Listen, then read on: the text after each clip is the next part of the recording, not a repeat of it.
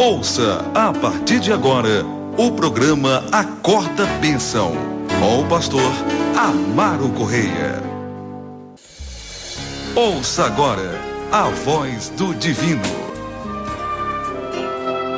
Louvado seja Deus, louvado seja o nome do Senhor Jesus. Amém, amados? Chegamos a Marcos, capítulo de número 14. Vamos voltar as nossas atenções para este capítulo, né? E como já dissemos aos irmãos, vamos pontuar aquilo que sempre tem procurado fazer, cada ministração, que é para nós de mais interessante, pontuar princípios, verdades, valores divinos, que é o que nos basta e que é suficiente, né? Necessário, fundamental para a nossa fé, para a nossa regra de fé e prática, né? Para o nosso dia a dia. Louvado seja Deus. Louvado seja o nome do Senhor Jesus. O Acorda Bênção não é um programa, como já disse aqui, publicitário. Apesar que eu gostaria de ter patrocinadores, muitos, para pagar o programa. E quando se refere à palavra de Deus, o Acorda Bênção não é um programa de curiosidade bíblica. Não, por isso que a gente chama de um programa apostólico, missionário, evangelístico. Por isso que, graças a Deus, diante dos testemunhos que os irmãos mesmo têm dado do programa, é que o Acorda Bênção se caracteriza uma escola bíblica, se caracteriza um discipulado, um culto de doutrina, né? Uma escola dominical, como alguns chamam. E, louvado seja Deus, tem sido a marca desse quadro que é a voz do divino. Amém? E aí nós pretendemos falar desse capítulo 14, desse trecho que vai fazer uma primeira abordagem desse capítulo 14, desse trecho que vai do versículo 1 ao versículo de número... ao versículo de número 16. Amém? Deixa eu ler aqui. Abra sua Bíblia e acompanhe comigo aí. Marcos 14. Dali a 2 dias era a Páscoa e a festa dos pães asmos. E os principais sacerdotes e os escribas procuravam como o prenderiam. A traição e o matariam. Pois diziam: não durante a festa, para que não haja tumulto entre o povo. Estando ele em Betânia, reclinado à mesa em casa de Simão, o leproso, veio uma mulher trazendo um vaso de alabastro com preciosíssimo perfume de nardo puro, e quebrando o alabastro, derramou o bálsamo sobre a cabeça de Jesus. Indignaram-se alguns entre si e diziam: para que este desperdício de bálsamo? Porque este perfume poderia ser vendido por mais de 300 denários e dar-se aos pobres. E murmuravam contra ela. Mas Jesus disse: deixai-a, porque a molestais. Ela praticou boa ação para comigo. Porque os pobres sempre os tendes convosco, e quando quiserdes, podeis fazer-lhes bem, mas a mim nem sempre me tendes.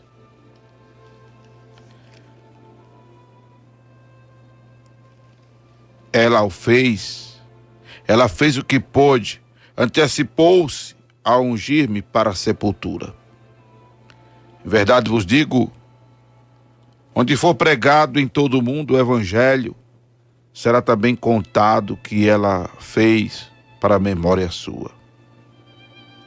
E Judas Iscariote, um dos 12, foi ter com os principais sacerdotes para lhes entregar Jesus. Eles, ouvindo-o, alegraram-se e lhe prometeram dinheiro. Nesse meio tempo, buscava ele uma boa ocasião para o entregar. E no primeiro dia dos pães asmos, quando se fazia o sacrifício do cordeiro pascal, disseram-lhe seus discípulos: onde queres que vamos fazer os preparativos para comeres a Páscoa? Então enviou 2 dos seus discípulos, dizendo-lhes: ide à cidade, e vos sairá ao encontro um homem trazendo um cântaro de água. Segue-o e dizei ao dono da casa, onde ele entrar, que o mestre pergunta: onde é meu aposento, no qual hei de comer a Páscoa com os meus discípulos? E ele vos mostrará um espaçoso cenáculo mobilado, e pronto, ali fazia os preparativos. Saíram, pois, os discípulos, foram à cidade e, achando tudo como Jesus lhes havia dito, prepararam a Páscoa.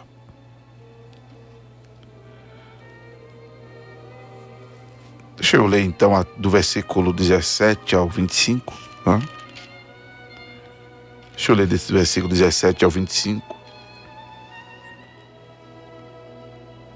Louvado seja Deus. Ou precisamente o 26. Né? E ao cair da tarde foi com os 12. Quando estavam à mesa e comiam, disse Jesus: em verdade vos digo que um de vós, o que mete comigo a mão ao prato, me trairá.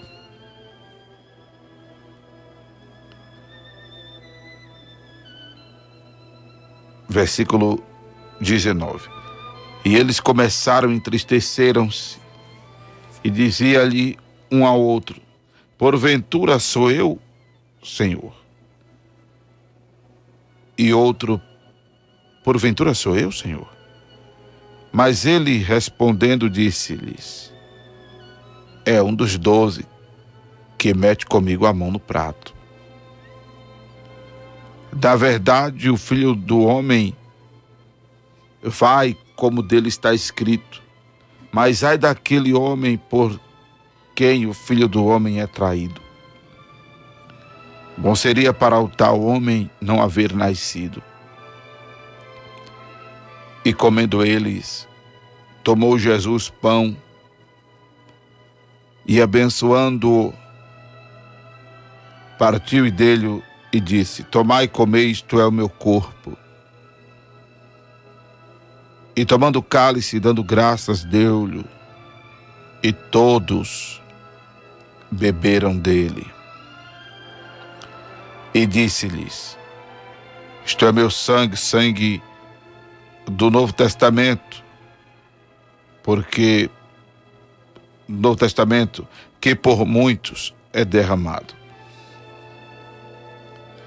Em verdade vos digo que não bebereis mais do fruto da vide até aquele dia em que o beber de novo no reino de Deus. E tendo cantado o hino, saíram para o Monte das Oliveiras.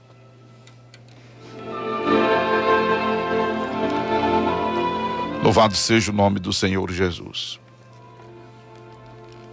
A partir deste capítulo 14, né? ou seja, a partir desses primeiros versículos, louvado seja Deus, a gente começa a ter uma introdução ao que mais tarde torna-se a Via Crucis.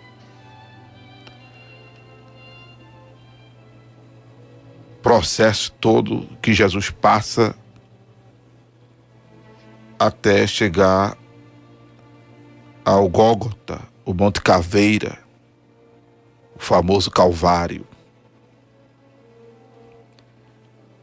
Mas agora, esse capítulo 14, louvado seja Deus, pontua para nós que o que já estava prestes a acontecer há 2 dias era a Páscoa e a festa dos pães asmos.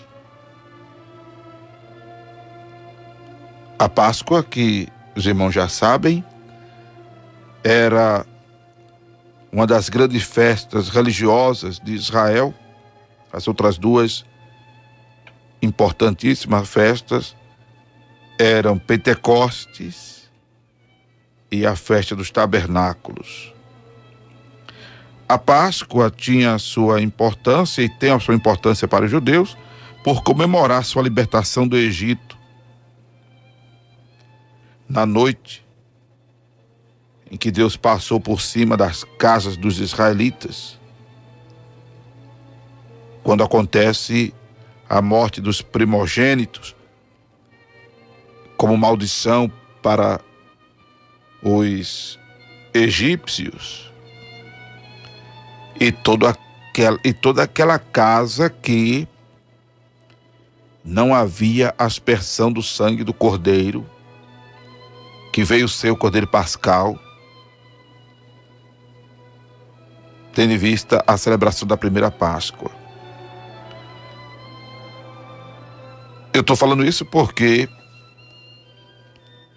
é sabido dos irmãos que muitos egípcios saíram com o povo de Israel do Egito e muitos egípcios tiveram seus filhos, seus primogênitos vivos, porque perceberam já a tal altura que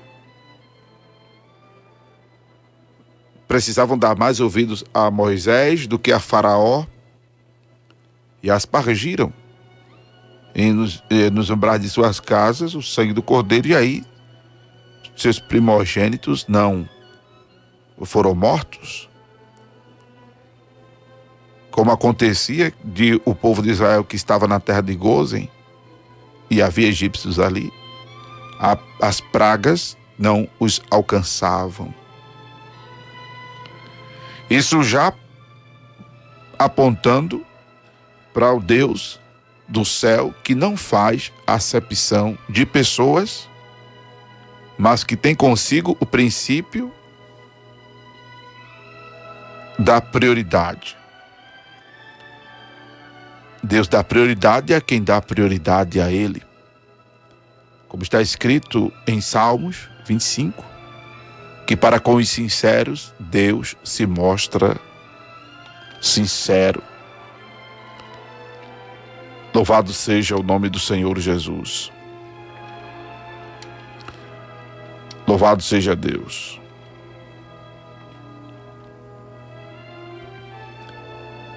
Então a Páscoa era esta importantíssima festa para os judeus. Em função disso, como nós temos aqui o falado Dia da Independência, que é uma festa nacional. A Páscoa era uma festa com a expressão religiosa, com a expressão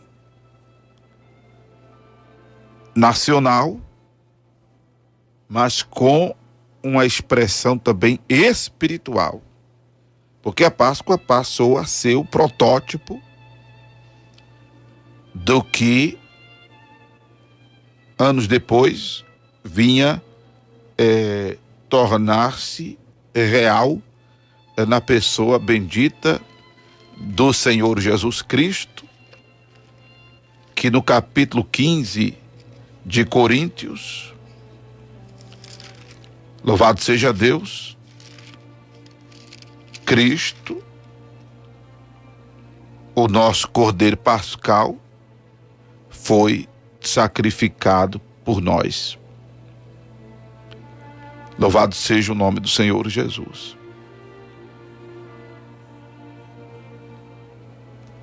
Louvado seja Deus.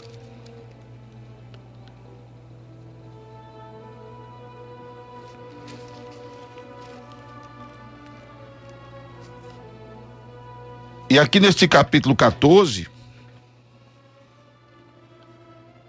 que começa a tratar exatamente da arquitetação, como a gente vê aqui, dos principais, dos sacerdotes e escribas, pensando como prender Jesus com uma certa culpa, para matá-lo. O problema é que não havia culpa em Jesus. O problema é que não havia culpa em Jesus. Louvado seja Deus. Não havia traição em Jesus. Mas não é de agora que a gente lê que buscavam em Jesus alguma falha e não achavam.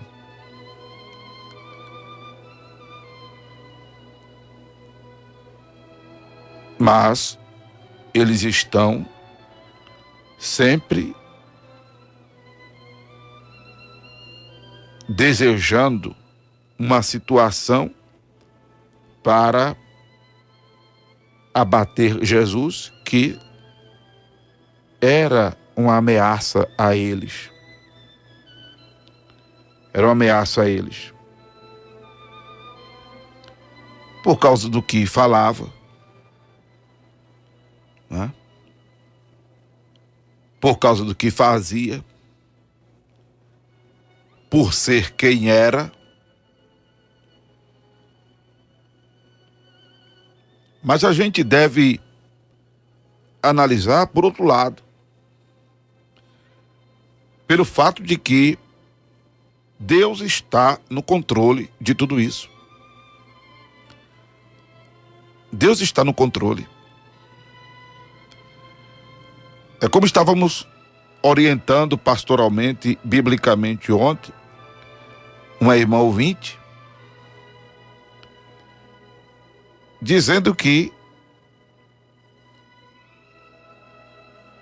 a gente fica buscando porquê ou porquês do que nos acontece. A gente fica querendo explicação da parte de Deus. A gente fica querendo resposta. Mas a gente, sobretudo, precisa entender que Deus está no controle. Principalmente quando a gente não colabora para a situação negativa. Porque precisamos, com relação a isso, irmão, ser humildes. Porque as coisas também não nos acontecem sempre porque Deus simplesmente está no controle, ou é Deus que está intervendo para se processar aquilo. Porque aqui é Deus intervendo para se processar todo este cumprimento da profecia, todo este plano divino da nossa salvação. A gente vai ver isso. Ainda aqui nesse capítulo 14, quando Jesus, ele ora 3 vezes ao Pai, que se possível passasse dele aquela hora,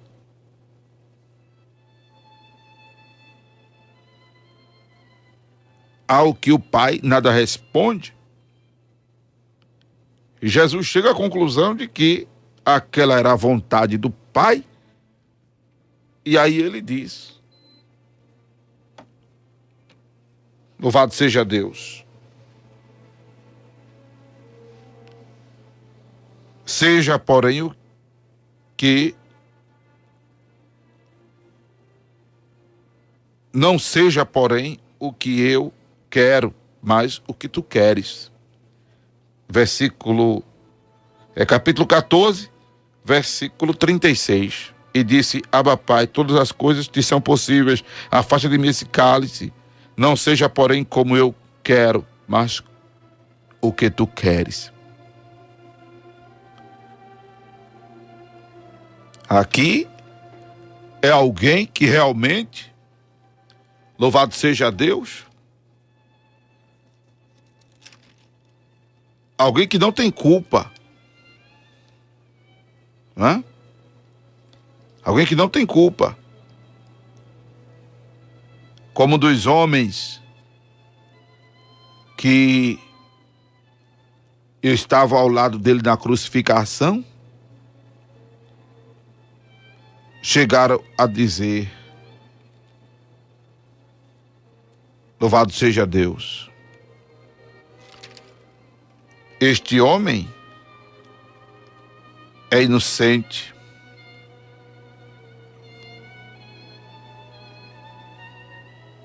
Este homem é inocente. E nós estamos aqui por causa dos nossos pecados. Não é? Louvado seja Deus.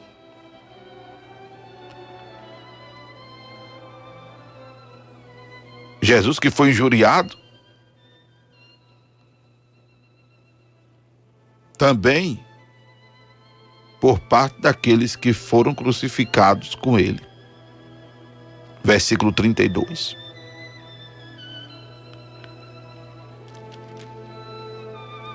Já nós, na maioria das vezes, colhemos o que plantamos, como está escrito em Gálatas 6, versículo 7. Não erreis, Deus não se deixa escarnecer. O que o homem semear, isso ceifará.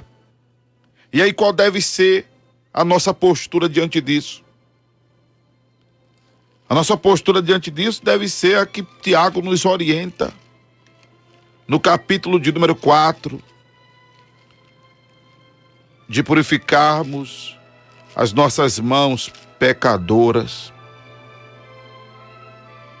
purificarmos o nosso coração, sentir a nossa miséria, lamentar, chorar, converter o nosso riso em pranto, nosso gozo em tristeza, humilhar-nos perante o Senhor, para que Ele nos exalte, ou seja, mude o quadro da nossa situação.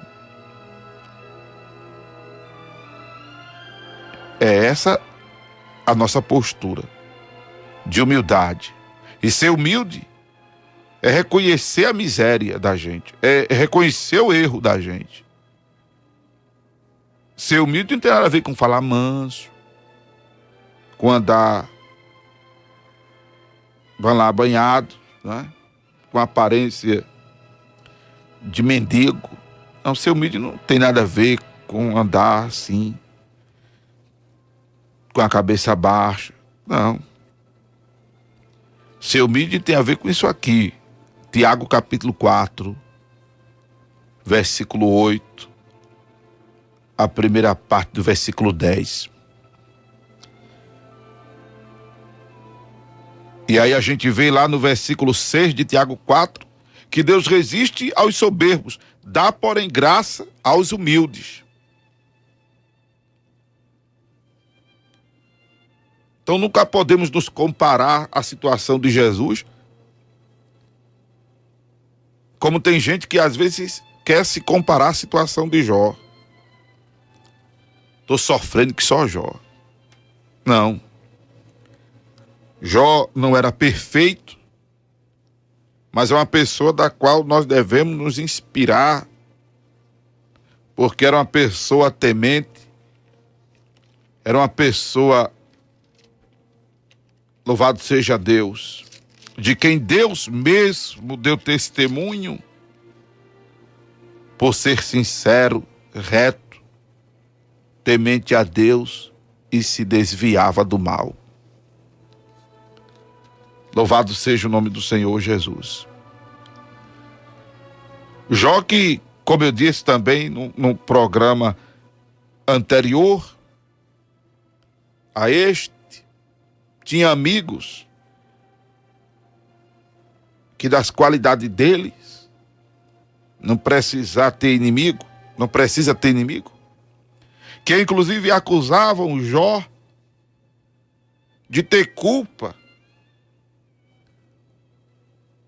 pelo que ele estava passando. As acusações de Elifaz, de Bildade,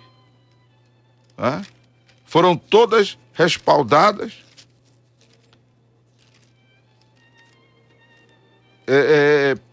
em acusações infundáveis. Zofar,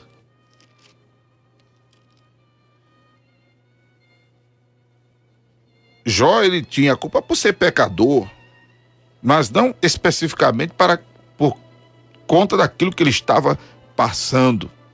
Havia um propósito que de repente nem foi revelado a Jó. Só quem sabe somos nós, leitores. Porque Deus usava Jó na ocasião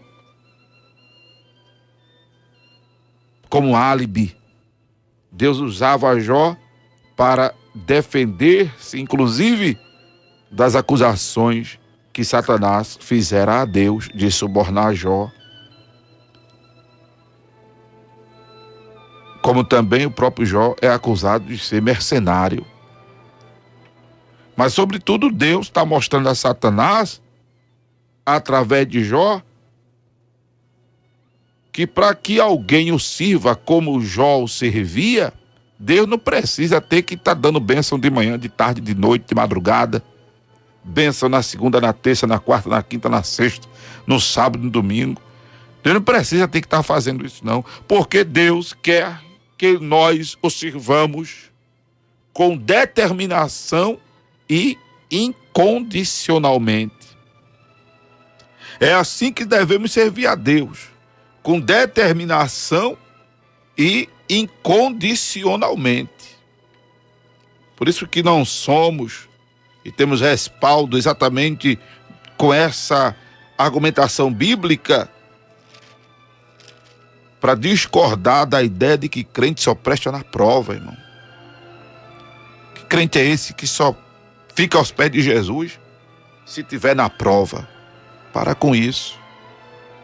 Tem que aprender a ser crente quando as coisas estiverem boas. Tem que aprender a servir a Deus quando tiver bem de saúde. Tem que aprender a servir a Deus quando tiver com dinheiro no bolso, no banco. Tem que aprender a servir a Deus quando as coisas estiverem bem. E servir a Deus também quando as coisas estiverem ruins. Quando as coisas estiverem maus, estiverem desandando, vento soprando ao contrário, a maré não tiver para peixe, o leite estiver sendo derramado. Entendeu?